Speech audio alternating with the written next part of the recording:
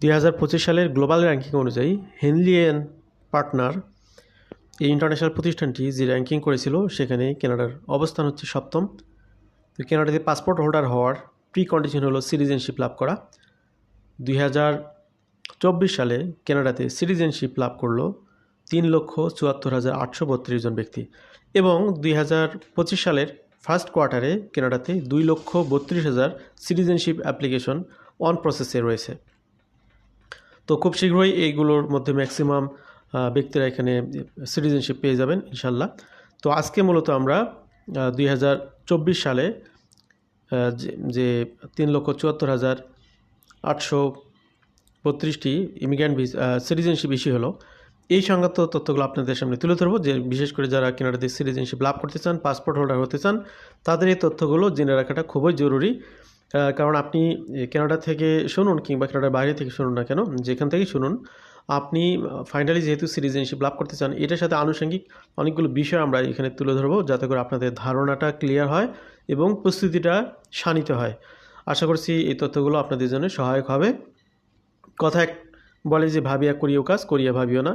তো আপনার কেউ যদি কানাডাতে আসতে চান, তার আলটিমেট যে গোল, সেটার সাথে রিলেটেড বিষয়গুলো এই জন্যই জেনে রাখাটা আপনাদের জন্য অত্যন্ত জরুরি।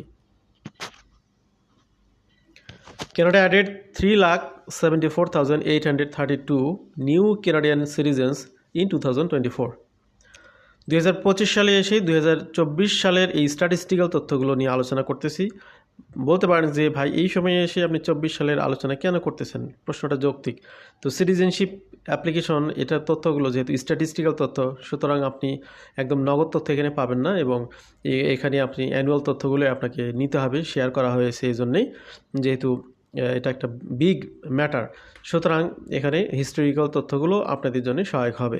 তো এই কারণে আমরা শুধু 24 সালেই না, বিগত 5 বছরেরও কিছু কিছু তথ্য আমরা আপনাদের সামনে শেয়ার করব।